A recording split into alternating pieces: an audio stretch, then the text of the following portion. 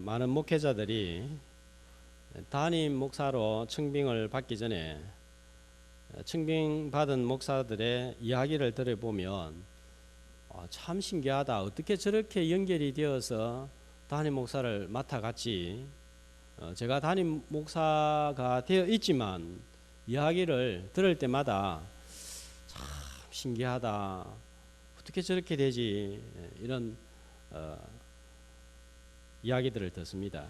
지난번 미국에 갔을 때 만난 후배 목사의 이야기입니다. 미국에서 7년간 공부를 하고 이제는 봉사를 하고 본인도 목사로서 목회를 하고 설교를 하고 싶다. 한국으로 돌아가야지. 그런 생각을 가졌습니다. 그런데 한국 교회에서 어느 교회에서 불러줘야 들어가지 불러주지 않은데 들어갈 수 없습니다. 그렇게 생각을 하고 있는데 옆에 같이 공부하고 있던 목사님이 담임 목사가 없는 한인 교회에 설교 부탁을 받고 설교를 하러 가게 되었습니다. 그런데 설교하러 가게 된 목사님이 갑자기 일이 생겨서 설교하러 갈 수 없는 상황이 된 거예요. 그래서 옆에 있는 후배 목사님에게 대신 설교를 부탁을 했고 응급결에 한 주만 설교를 하러 가게 되었습니다. 쉽게 말하면 땜빵 설교를 하러 가게 된 거예요. 교회 이름도 한번 들어본 적이 없습니다. 이름이 질그릇 교회였습니다. 같은 교단도 아니고 그 교회에 아는 교인도 아무도 없었습니다. 그래서 설교를 하고 마치고 교인들과 차를 나누는데 교회 대표들이 와가지고 하는 말이 목사님 다음 주에도 우리 교회는 설교할 사람이 없습니다. 한 주만 더 해주세요. 그랬어요. 아 그래요? 그러면 다음 주 한 주 더 오겠습니다. 했더니 그 다음 주 설교를 하고 나니까 목사님 그 다음 주도 설교할 사람이 없습니다. 그래서 아 그래요? 머리를 걸쩍했더니 목사님 그러지 말고 아예 한 2개월 좀 설교를 해주세요. 그렇게 부탁을 한 거예요. 한번 설교하러 갔다가 2개월간 이제 설교를 하게 되었습니다. 2개월 정도 설교를 하면서 이제 교회 사정도 알고 교인들 사정도 알고 담임 목사를 구한다는 사실도 알고 그래서 제가 알고 있는 이 후배 목사님이 창원에서 목회했다가 미국에 와 있는 선배 목사님하고 이 교회하고 연결을 시켜 주려고 했습니다. 자, 그래서 이력서도 준비하고 교인들의 대표하고 이제 이렇게 잘 일이 흘러가 가지고 이제 토요일 날 점심때에 만나기로 한 거예요. 이제 서로 딱 보니까 아 좋겠다. 우리 교회로서도 이만한 목사님 못 구하겠다. 또 그 목사님도 한국에서 목회했지만 미국에서 또 이렇게 목회를 하게 됐고 감사하다. 일이 이제 진행이 잘 된 거예요. 거의 80% 90% 이제 청빙이 다 이루어지는 시기가 됐습니다. 그런데 만나기로 한 토요일 전날 저녁에 선배 목사님이 소개한 선배 목사님이 전화가 와가지고 내가 너무 미안한데 그 교회에 내가 안 가는 게 좋겠다. 없는 일로 하자. 그렇게 이야기를 한 거예요. 그러니까 이 후배 목사님은 이 목사님을 소개했는데 교인들한테 입장이 난처하게 됐잖아요. 소개를 했는데 목사님이 하지 말자 하니까 교회로서 좀 마음이 상하게 된 거예요. 아 이걸 어떻게 하지? 그래서 당장 전화를 안 하고 토요일 날 오전까지 그냥 마음이 꽁 하고 가지고 있었어요. 그런데 토요일 날 일찍이 오전에 교인들의 대표가 전화를 와서 목사님 우리가 고민을 목사님부터 소개를 받고 고민을 많이 했는데 그 목사님 너무 좋은데 우리 교회하고는 좀 안 맞는 것 같아서 그 목사님 만나지 않는 게 좋겠습니다. 그랬습니다. 그러니까 이 후배 목사님은 자기가 지금 궁지에서 빠져나온 게 감사한 거예요. 야, 이 자기가 입장이 곤란할 뻔했는데 잘 됐다 이렇게 생각하고 아 그래요 알겠습니다 하고 이 정도 되면 거의 이제 증빙이 다 된 거거든요. 거의 한 8, 90% 거의 끝났는데 서로가 뭐 자기들끼리 연락이나 마치 한 것처럼 서로가 노했습니다. 소개한 후배 목사님도 양쪽에 다 민망하지 않게 되었습니다.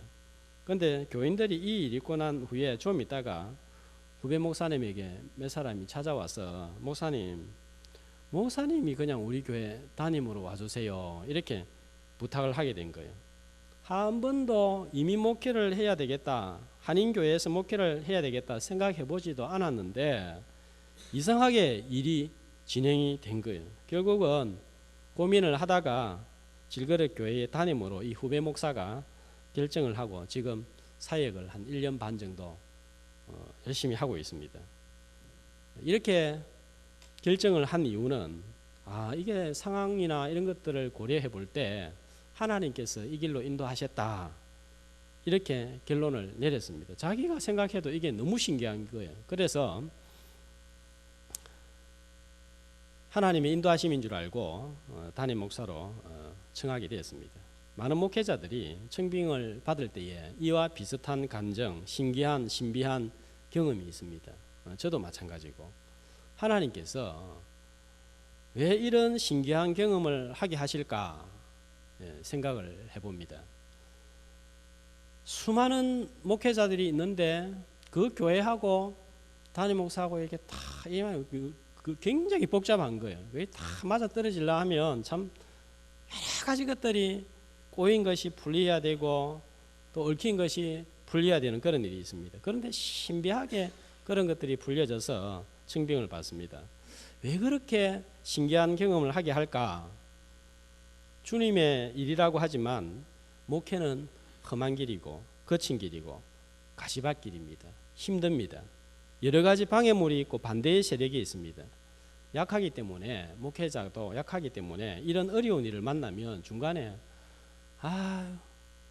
그만두고 싶고 포기하고 싶고 울려고 왔든가 웃으려고 왔든가 그런 마음을 품게 됩니다. 그때 어떻게 내가 이 자리에 여기에 오게 되었나 생각하면 그때 어찌되었든지 간에 주님이 부르셨으니까 여기에 왔지, 나를 이리로 보낸 자는 당신들이 아니고 하나님이십니다, 이런 분명한 확신이 없으면 좀 일하다가 힘들고 어려우면 딴 생각이 나는 거예요.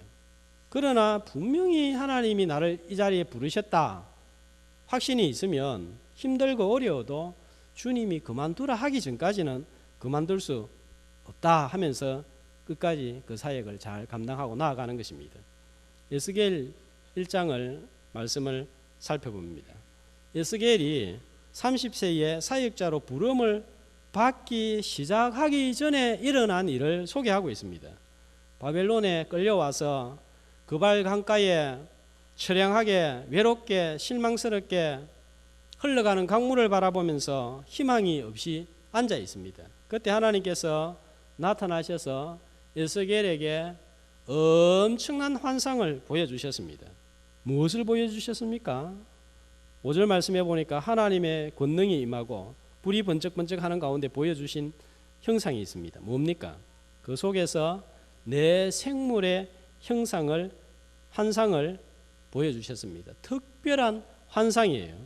나중에 수백 년 후에 사도 요한이, 예수님의 제자 사도 요한이 밤모섬에서 보았던 요한계시록 4장의 환상과 비슷한 환상을 보았습니다. 자, 내 생물을 보니까 각각 내 얼굴을 가졌는데 10절 말씀을 보면 맨 앞은 어떤 얼굴이에요? 오른쪽은, 왼쪽은, 넷의 뒤는 사람, 소, 독수리, 사자, 이게 한 얼굴에 있다고 생각해 보세요. 어떻습니까? 좀 징그럽고 좀 이상하게 보입니다. 그렇지만 우리가 상상력이 부족해서 그렇지 하나님이 보여주신 것이 이렇게 징그럽지만은 않았을 것입니다.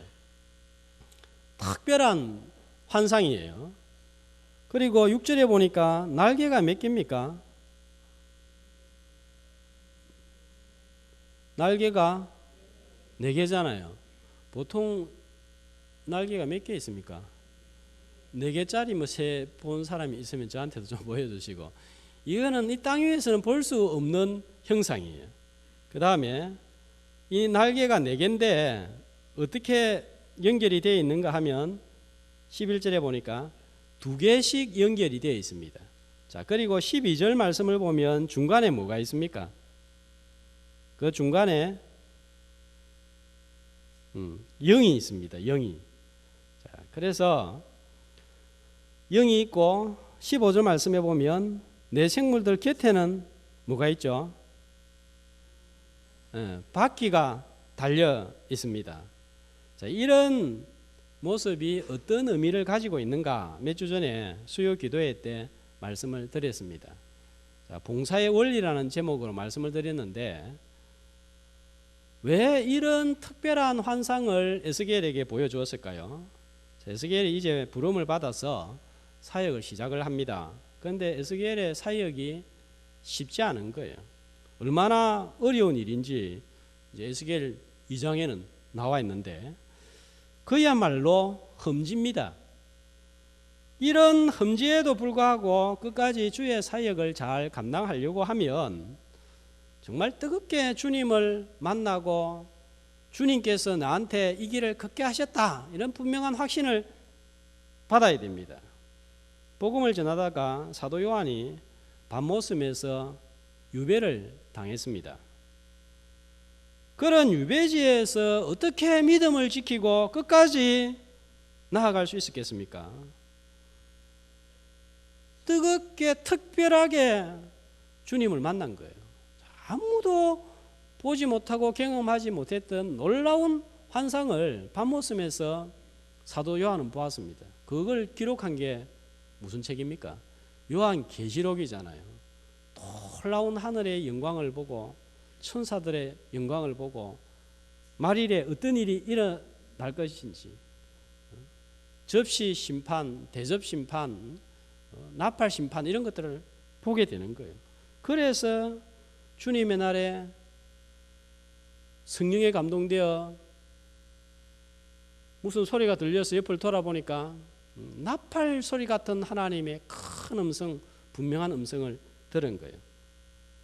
환상을 보여주고 말씀을 들려주셔서 끝까지 감당할 수 있게 하신 거예요. 하나님의 사람들이라고 하지만 우리가 다 약하지 않습니까? 끝까지 감당하려고 하면 고난과 박해의 현장을 이길 수 있는 힘을 주님이 주셔야 되는 거예요. 그런 힘을 받아야 되는 거예요. 자, 우리가 여기저기에서 봉사를 합니다. 내 기분, 내 힘으로 하는 봉사 오래 가지 못합니다.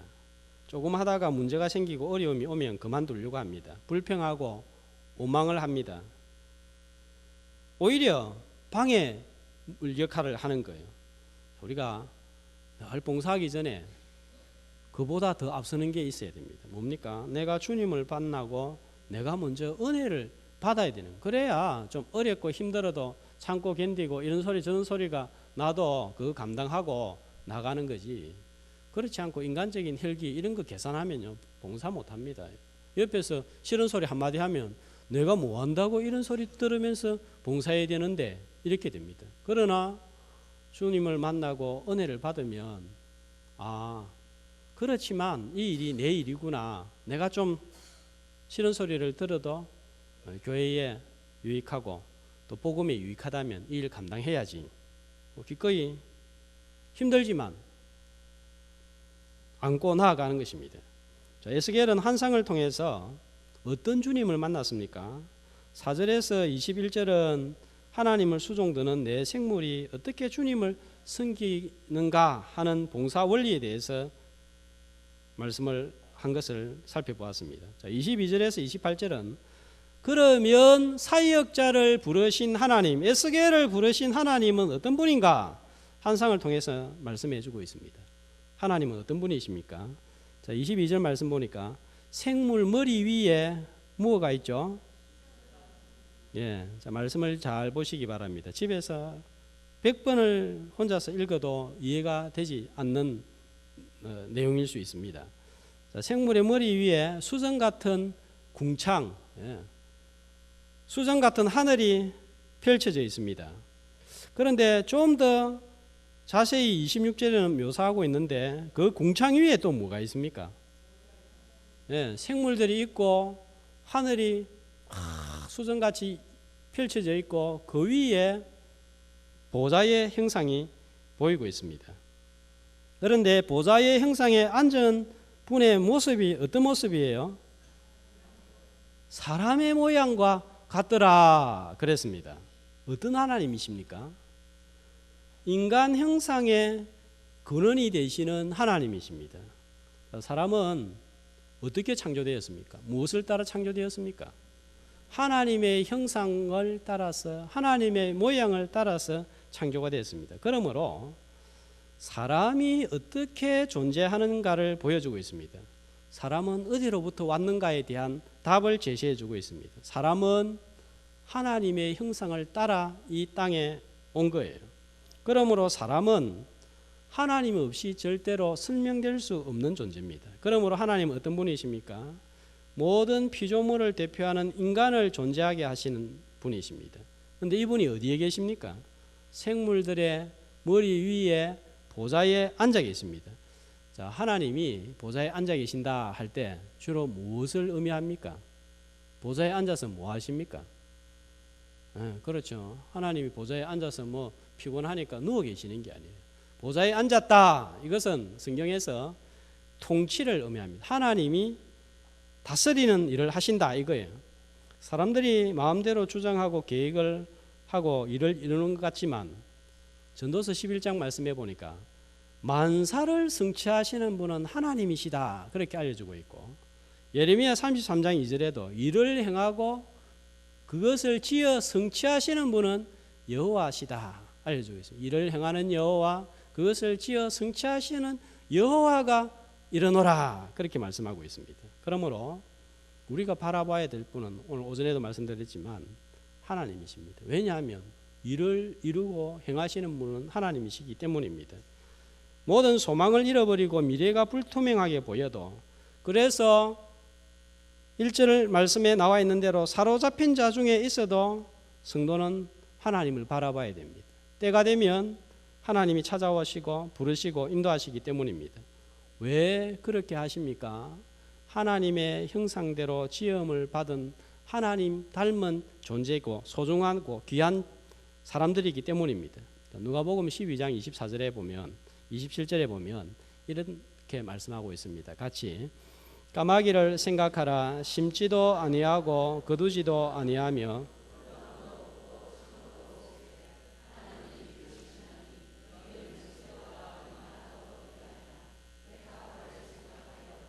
자, 까마귀를 생각해라.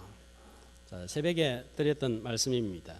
까마귀 어떤 새입니까? 아침에 까마귀가 까까 울면, 까치가 까치하고 울면, 까치하고 울면 어떻게 되죠? 오늘은 좋겠다. 반가운 손님이 찾아오겠다. 까마귀가 까까 울면 재수가 없다. 오늘 조심해야 되겠다. 그런 새입니다. 까마귀 흉조입니다. 동서양을 만거하고 불길한 기운을 감돌게 하는 새입니다. 그런데 하나님께서 이런 까마귀를 어떻게 하십니까? 하나님이 기르신다 그래요. 욥기 38장 41절에 보니까 이렇게 또 말씀하고 있습니다.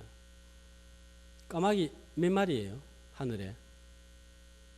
제가 어제 헤아려 보니까 많더라고요. 엄청나게 많습니다. 셀 수도 없이 많습니다. 까마귀 새끼가 하나님을 향하여 부르짖으며 먹을 것이 없어서 허우적거릴 때에 그것을 위하여 먹이를 마련하는 이가 누구냐? 그 재수 없다고 생각하고 아침에 울면 조심해야 된다고 생각하는 하찮은 새도 이렇게 먹인다면, 기른다면, 보살핀다면 하나님의 형상대로 지음을 받은 하나님의 자녀들은 길러주시고 먹여주시고 지켜주시고 보호하지 않겠느냐 하는 거예요.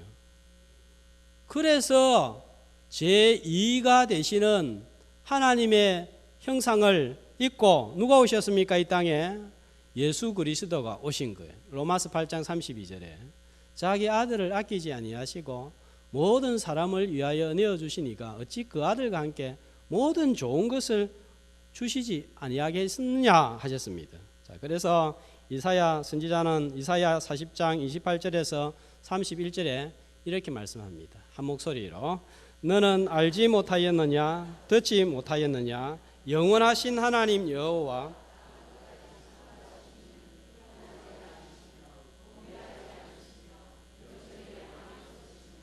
피곤한 자에게는 능력을 주시며 무능한 자에게는 힘을 더하시나니 오직 여호와를 앙망하는 자는 새 힘을 얻으리니 독수리가 날개치며 올라간 같을 것이요 다른 박질하여도 피곤하지 아니하겠고 걸어가도 피곤하지 아니하리로다. 모든 것을 이루시는 하나님을 생각함으로 새 힘을 얻고 나아가기를 축복합니다. 자, 27절 말씀을 보겠습니다. 자, 또 어떤 하나님을 만나게 되었습니까? 보니까 허리 위의 모양은 단새 같고 그 속과 주인은 불 같고 허리 아래의 모양도 불 같아서 사방으로 광채가 난다. 자, 앉아 있는데 위의 모양은 단새 같고 아래 모양은 어떤 모습이라고요? 불로 가득 찬 모습입니다. 자, 불하면 하나님과 불하면 생각나는 게 뭡니까? 자, 하나님을 가리켜서 불로 묘사할 때는 어떤 하나님? 소멸하시는 불이다. 그렇게 말씀하고 있습니다. 그러니까 어떤 하나님이에요? 심판하시는 하나님이십니다. 이사야, 예레미야, 에스겔을 좀 주의 깊게 잘 읽어보시면 공통적인 내용이 나옵니다. 당시에 강대국인 이집트, 아수르, 바벨론, 메데, 두로, 시돈 같은 나라들이 이스라엘을 침략을 합니다.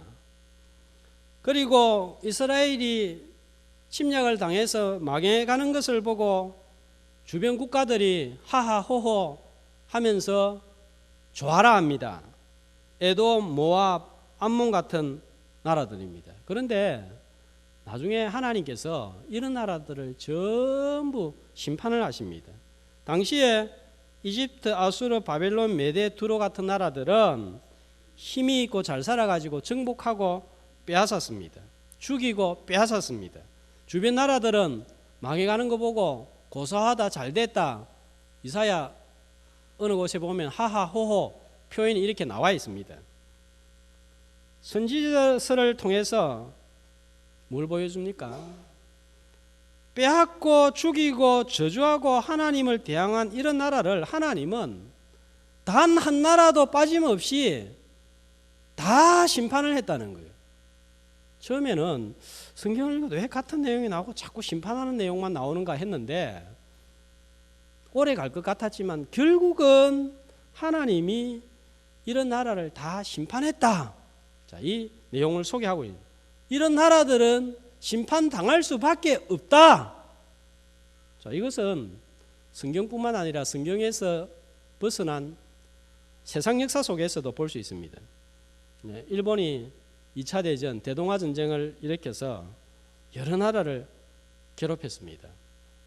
참 우리 민족으로서는 도무지 아물 수 없는 그런 상처를 가지고 있습니다. 자, 그런데 이길 것 같은 일본이 나중에 어떻게 되었습니까? 히로시마, 나가사키에 핵폭탄이 떨어져서 나라가 쫄딱 망했습니다. 독일이 전쟁을 일으켜서 유럽 여러 나라를 괴롭히고 짓밟았습니다. 전쟁을 일으킨 장본인 히틀러 어떻게 되었습니까? 권총으로 자살하고 후손들은 유럽의 나라를 돌아다니면서 수상이 바뀔 때마다 잘못했다고 용서를 구하고 무릎을 꿇고 손해배상을 하고 있습니다. 이라크의 사담 후세인, 리비아의 카다피, 이집트의 독재자들 하나같이 말로가 좋지 않습니다. 하나님의 심판을 이 땅에서 미리 보여주고 있는 거예요. 과거에 아수르, 바벨론, 이집트 역사를 통해서 보여주었고 지금도 이런 심판이 일어나고 있다. 앞으로 일어날 것이다. 보여주고 있습니다. 자, 북한의 김정은은 어떻게 될 것인가요? 제가 예언을 합니다. 구판을 벌여가지고 무당한테 물어보지 않아도 알 수 있는 일이에요. 김일성, 김정일 동상 무너지는 날 반드시 옵니다. 김정은이 4년 만에 숙청한 인물이 130명, 140명에 가깝습니다. 이런 악한 정권을 그냥 하나님이 두고 보고 계실까요? 워낙 남한에서 교회들이 많고 하나님께 부르짖고 기도하니까 조금 연장을 시켜주는 것이지, 성경에서 어떻게 말씀합니까? 바벨론, 아수르 길어도 100년, 200년을 가지 못했어요. 다 무너지고 망했습니다. 그런데 조그만 북한이 계속해서 저 체제를 유지하고 갈 수 있겠습니까? 시편 1편에 보니까 어떻게 말씀하고 있습니까? 복 있는 사람은 악인의 길을 쫓지 아니하고 죄인의 길에 서지 아니하고 오만한 자의 자리에 앉지 아니하고 오직 여호와의 율법을 즐거워하여 그 율법을 주야로 묵상하는 자로다. 저는 시냇가에 심겨온 나무같아서 시절을 쫓아 가시를 맺으며 그 잎사귀가 마르지 아니한 같도다. 그 다음에 나오는 말씀이 중요해요. 악인은 그렇지 않으며 바람에 나는 먼지 같도다. 겨 같도다. 악인이 힘이 강한 것 같아도 바람 휙 한번 불면 날아가는 먼지에 불과하다는 거예요. 북한 훅 하면 언제 날아갈지 모르는 상황입니다. 성경이 이걸 말하고 있어요. 말로가 다 정해져 있습니다. 에스겔이 거대한 바벨론을 두려워하지 않고 사역할 수 있었던 이유는 바로 악인을 심판하시는 하나님을 바라보고 만나고 알았기 때문입니다. 혹시 억울하고 분한 일을 당했습니까? 바울은 로마서 12장 19절에서 이렇게 말했습니다. 내 사랑하는 자들아 너희가 친히 원수를 갚지 말고, 자 같이 읽겠습니다. 방송이 조금 빨리 시작. 내 사랑하는 자들아 너희가 친히 원수를 갚지 말고 하나님의 진노하심에 맡기라. 기록되었으되 원수 갚는 것이 내게 있으니 내가 갚으리라고 주께서 말씀하시니라. 아멘. 내가 갚으려고 하면 내가 다칩니다. 그러나 하나님께 맡기면 하나님이 알아서 다 처리해 주시는 거예요.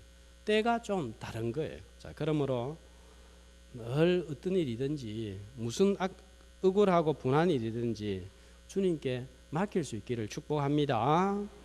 자, 다음으로 28절에서 보여주는 하나님은 어떤 하나님이십니까? 자, 보좌의 형상에 앉아 있는데 몸을 보니까 단새 같고 불 같고, 자, 그 광채의 모양이 불 같아서 사방으로 광채가 나오는데 그 광채의 모양이 어떻다고요? 비 오는 날 구름 뒤에 있는 무지개 같다 했습니다. 무지개 같은 하나님. 자, 무지개 하면 생각나는 사건, 노아 방주 사건이잖아요. 방주에서 나왔을 때 하나님께서 언약을 맺었는데 무지개가 나타났어요. 그래서 노아하고 하나님하고 맺은 언약을 가리켜서 무슨 언약이라고 또 이야기하는가 하면 무지개 언약이다, 이렇게 말씀을 합니다. 하나님은 방주를 짓기 전에 노아에게 약속을 했습니다. 어떤 약속을 했습니까? 방주를 짓고 들어가면 반드시 지켜주겠다. 또 나중에는 번성하게 하겠다. 자, 그런 언약을 약속을 했습니다. 온 세상이 홍수가 났을 때 노아가 만든 방주가 과연 노아를 구원할 수 있었을까요? 지금 배 만드는 기술이 엄청 발달을 했습니다. 길이가 항공모함 같은 경우에는 330m, 넓이가 130m 이렇습니다. 끝에서 끝까지 뛰어가는데 몇 분 걸리는 줄 아세요?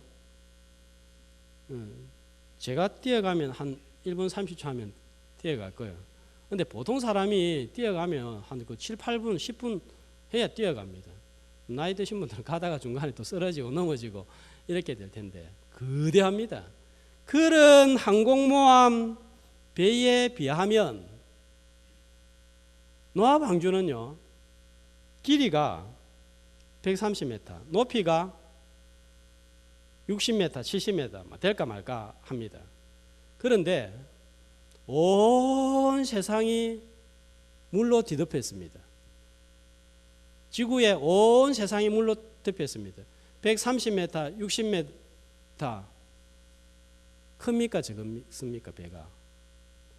지금 거대한 바다가 만들어져도 태평양 가운데 떠 있으면 한 조각 돛담배도 안 되는 거예요. 그 바다에 한번 물결이 치거나 부딪히면 어떻게 됩니까? 타이타닉도 그냥 두동강이 나고 바다 밑으로 갈아집니다. 그런데 계속해서 150일 동안 쉬지 않고 비가 내리고 위에서 쏟아지고 밑에서 쏟아지고 두둥실 떠다닙니다. 인간적으로 생각해 보면 과연 이 배로서 동물 다 싣고 노아 8가족 살아남을 수 있겠습니까? 생각해 보면 지금도 그런 일이 일어난다면 버틸 수 없을 것입니다. 박살이 나고 말 겁니다. 그런데 1년을 버티고 견디고 살아남았습니다. 방주가 든든해서 그랬을까요? 방주가 물이 들어오지 않도록 노아가 악교치를 잘 했기 때문에 살아남았을까요? 머리가 좋아서 그렇게 살아남았을까요? 어린 반푼업치도 없는 소리입니다. 하나님께서 그렇게 연약한 방주지만 지키시고 보호하시니까 노아 방주가 속에 탔던 사람들이 살아남는 거예요. 자, 왜 그렇게 하나님 보호해 주셨습니까? 약속을 한 거예요. 언약을 한 거예요. 내가 지켜주겠다. 사람은 약속하면 다 못 지킵니다. 그런데 하나님은 약속하면 반드시 지키시는 거예요. 출애굽기 2장 25절에 보면 이스라엘 백성들이 바로 치하에서 너무너무 괴롭습니다. 그래서 하나님한테 고통 가운데서 부르짖어 기도를 합니다. 그러니까 하나님께서 그 고통 소리를 들으시고 그들의 부르짖음에 응답하셨더라. 그렇게 나와 있습니다. 그런데 하나님께서 왜 그 사람들의 기도를 들어주셨습니까? 열심히 기도를 하고 이스라엘 백성들이 제대로 서 있어서 그렇습니까? 성경은 이유를 이렇게 밝히고 있습니다. 아브라함과 이삭과 야곱에게 세운 언약을 기억하사 그 고통 소리를 들으시고, 그 사람들이 잘 살아서 잘나서 이스라엘 백성들이 숫자가 많아서 대단해서 힘이 있어서 들어준 게 아니에요. 단지 이유는 아브라함과 이삭과 야곱에게 세운 언약을 기억하사, 언약 때문에, 약속 때문에 이런 하나님을 가리켜서 어떤 하나님이라고 합니까? 언약을 반드시 지키시는 하나님, 약속을 반드시 지키시는 하나님. 어떤 하나님이에요? 신실하신 하나님, 여호와 하나님 하는 거예요. 하나님께서 우리 기도를 왜 들어주십니까? 우리가 자격으로 볼 때 기도 응답받으면 절대로 안 될 사람들이에요. 그런데도 기도하면 응답을 주십니다. 왜요? 새 언약 되시는 예수 그리스도 때문입니다. 새 언약을 기억하시고 기도한. 그래서 예수님도 지금까지는 너희가 아무것도 구하지 않았으나 내 이름으로 기도해라. 응답받는다. 이유는 내가 새 언약이 되시고 너희를 보는 것이 아니고 언약이 되시는 나를 보고 하나님이 응답을 주신다 하는 것입니다. 그래서 우리가 마지막에 어떻게 기도합니까? 마지막에 기도. 언약이 되시는 예수님 이름으로. 내 모습을 보면 절대로 응답받을 수 없지만 언약을 기억하시는 하나님을 기억하고 새 언약 되시는 예수님을 붙들고 나아가니까 들어주시는 거예요. 언약을 기억하시는 주님의 이름 붙들고 나아가기를 축복합니다. 그래서 신실하신 하나님, 무지개 같은 하나님을 꼭 만나는 역사가 있기를 소망합니다. 자, 그러므로 우리는 어떻게 주님을 섬겨야 되겠습니까? 자, 23절 말씀을 보겠습니다. 궁창 밑에 생물들의 날개가 있습니다. 날개가 아까 몇 개라고 했죠? 4개입니다. 2개씩 연결이 되어 있습니다. 두 날개는 어떻게 하고 있죠? 서로 향하여 하늘을 향하여 궁창 위를 향하여 펴져 있습니다. 또 두 날개로는 몸을 가렸습니다. 자, 하나님을 향하여 궁창을 향하여 맞닿아 있는 펴져 있는 날개. 자, 이 날개의 기능이 뭡니까? 나는 거예요. 퍼드덕 퍼드덕 날아다니는 거예요. 활동의 영역입니다. 봉사의 날개, 섬김의 날개입니다. 그런데 두 날개는 뭘 가리고 있다고요? 자기 몸을 다 가리고 있는 거예요. 겸손의 날개입니다. 위에 계신 주님은 드러내고 자신은 감추는 거예요. 자, 오늘 아침 말씀에 의하면 자, 어떻게 연결이 되겠습니까? 베드로와 요한이 사람들을 향하여 어떻게 외쳤지요? 왜 우리를 보자. 예배 마친 지 지금 2시간 지났습니까? 3시간 지났습니까? 깨끗하게 깔끔하게 잊어버렸어요. 참, 저는 그래서 한편 감사하기도 하고 한편 실망스럽기도 하고 이렇게 기억력이 떨어지는 사람들을 참 구원시켜 주시니까 감사하고 기억력 좋은 사람만 한다면 천재들만 구원시켜 줘야 되는데 또 한편으로는 그러니까 제가 계속 반복해도 상관이 없고 새롭고 그렇습니다. 자, 아침 말씀에 의하면 왜 우리를 주목하느냐 하면서 하나님을 주목하도록 만드는 베드로와 요한. 베드로와 요한은 가려지고 예수 그리스도가 드러나게 하는 거예요. 그래서 우리는 모든 일을 행한 후에 어떻게 고백해야 되겠습니까? 무익한 종입니다. 그저 마땅히 해야 할 일을 했을 뿐입니다. 죽을 죄인인데 이 일을 하게 하신 것만도 감사합니다. 주님 아니었으면 이 입 어디에 사용하겠어요? 이 손가락 어디에 사용하겠어요? 주부들은 집에서 빨래나 하고 밥이나 하고 이렇게 하는 손 이상 되지 않을 거예요. 그것도 귀합니다. 그러나 주님이 불러주셔서 피아노도 치고 마이크도 잡고 찬양도 부르고 두 다리 가지고 신방도 하고 복음 전하는 그름이 되게 하신 거예요. 하나님이 불러주셔서 이렇게 하신 거예요. 그러니까 하나님 바라보고 겸손하게 일해야 됩니다. 그런데 겸손해집니까? 안 해집니까? 안 되잖아요. 돌아서면은 내가 드러나고 내가 주목받고 싶어하고 교만해집니다. 어떻게 하나님 보고 겸손하게 섬길 수 있습니까? 24절 25절 보니까 또 소리가 들립니다. 자, 어떤 소리입니까? 많은 물소리와도 같고 전능자의 음성과도 같으며 자, 그리고 28절 끝에 보니까 이는 여호와 영광의 형상의 모양이라 내가 보고 엎드려 말씀하시는 이의 음성을 들으니라. 자, 어떻게 이렇게 겸손하게 하나님 바라보고 끝까지 섬길 수 있겠습니까? 하나님의 음성을 들어야 됩니다.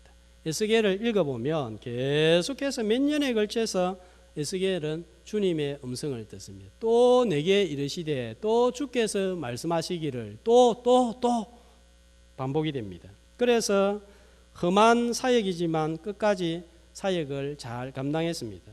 아내를 잃는 와중에서도 끝까지 하나님의 말씀을 전했습니다. 우리는 늘 도망하기 쉽고 힘들면 그만두고 싶고 그렇게 합니다. 말씀이 늘 우리를 새롭게 해야 영혼이 은혜를 받고 나아갈 수 있습니다.